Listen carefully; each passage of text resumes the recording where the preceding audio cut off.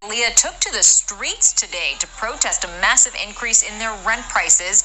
They say they now have to pay over 60% more than they used to last year. And similar outrageous increases are seen all over South Florida right now. According to a recent study by Redfin, rent in our communities jumped an average of 36%. And it seems no matter how high prices are, these places are still in high demand.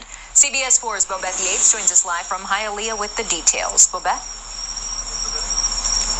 Well, Lauren and Elliot, this entire area was packed with protesters earlier. You can still see some of the signs left behind as they try to send a message to their landlord saying these rate hikes are too much. About 40 Hialeah residents making their voices heard, chanting, "We're here, we're not leaving." Our rent usually was like $850 for the longest time, and they slowly incremented it like to $900, then $950. Last year was to $1,000. But days before Christmas, the residents were informed by the new owners who purchased in December that come February 1st, their rent will jump once more, this time from $1,000 to $1,650, a 65% increase. Distraught, but also not surprised. It's not a surprise, it's just like very infuriating. Rachel Ruby says she's lived in the building for 24 years, and she and many of the other families who have also been there just as long are on fixed incomes and cannot afford the increase. And this group isn't alone. Rising rent has become a major concern for many South Floridians. Luckily, the state of Florida, everybody wants to move down, but what you see is the real effect of people that have lived in their apartments, in this case 20, 30 years, and now they're forced out because they can't pay for these new rents. Realtor Brittany Wood says the increase is partly the result of the pandemic and people relocating to the area. We have more people looking for rentals than we actually have rentals available.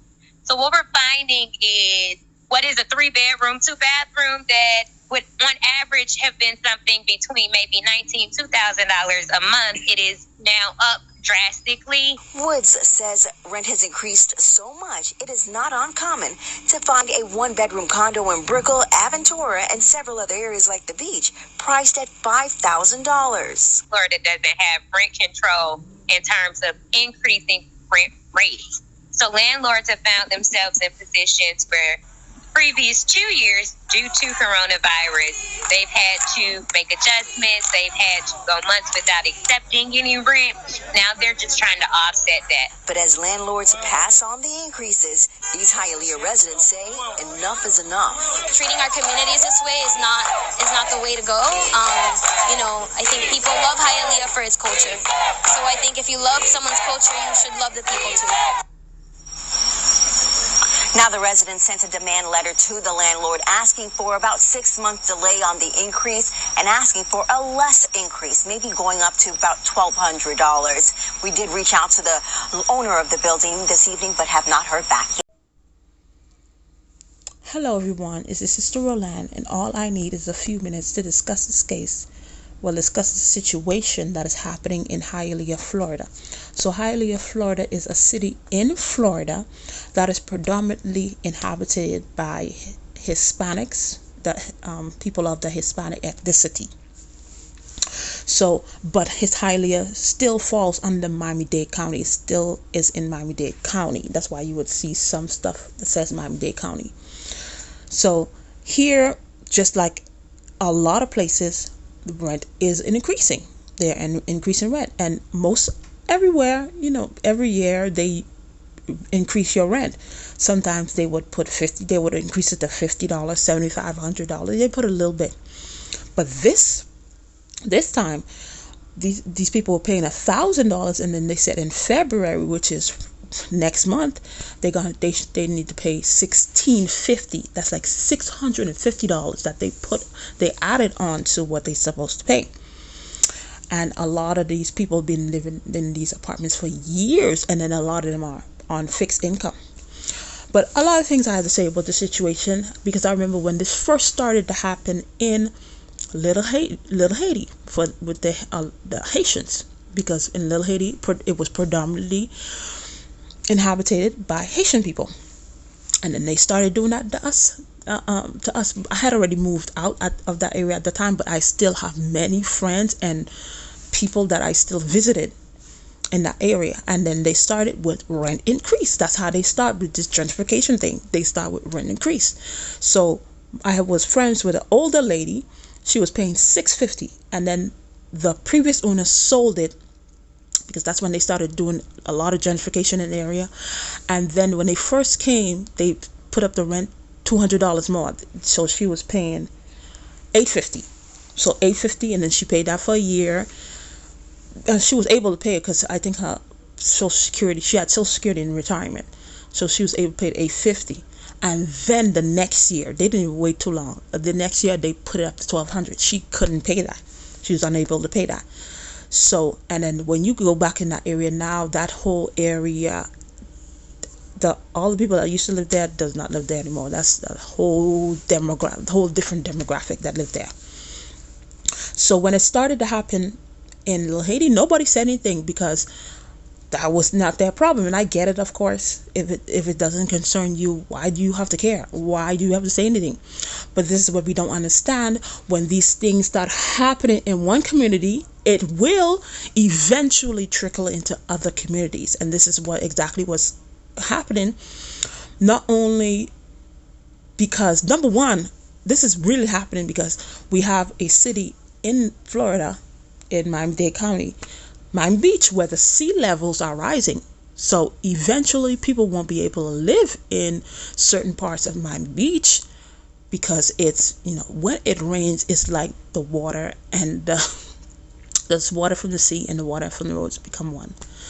So a lot of those people can't live in Miami Beach anymore, so they're going to need to go someplace else. And then another thing that's happening, a lot of people are coming from California and New York, where the cost of living is very high. So especially driving in Miami, driving Florida, if you drive for at least 15 minutes, you're gonna count at least 2 to 3 California type cars, New York type cars. It's a lot of them. So you have all these people coming from California, New York, because the cost of living is too high up there. They come in Florida because, of the good weather. And plus, we don't pay that state tax. We don't have state taxes. It's very cheap to live here because where it's $16.50 is too much for us because we're not used to pay those rent prices. People coming from California, New York, that's nothing for them because they were paying way more. So they're like saving money. So they catering to these people. These people come from California and New York and these upper level places where the cost of living was high, and plus the people that are coming from Miami Beach that wants to get out of Miami Beach. So they're catering to these people and forgetting about the people that's been there for years. And there's a proverb that says, do never throw away your old part for a new part. Because these new people that are coming in from California and New York, you don't know what type of people they are. You don't know why they're even coming over here. What's the reasoning? So just because they're willing to pay $1,650, $2,000, $5,000, you don't know their character, who they are. But what do I know? I'm just somebody on YouTube just talking. But this is the thing, wherever you are, if you see you're paying a little minimal rent, that you have good weather or whatever, be prepared. They might raise the price on you. If they did it in one community, even if it takes years, because they had been started in Little Haiti, and now you see they starting over there. And $1,650, come on, and that is in certain areas in Hialeah, that is ridiculous. But of course they can't push you out like that. But if they raise the rent on you, of course you won't be able to afford it, and then they will be able to renovate and then really put up the price and attract the people that they really need. So that's the thing. That's why it's so essential now to have several streams of income. Because if you have several streams of income, no matter what they do, you will be able to pay it. because now you can't only have a job, you have to have something on the side to do to bring in that income, just in case they want to feel themselves and be raising rent on you. You can pay that rent, and you can choose to move if you want to, because you're ready and you're established and you have the income to cover that. So that's all I had to say on the situation. Thank you for watching, and I'll see you in another video. Bye.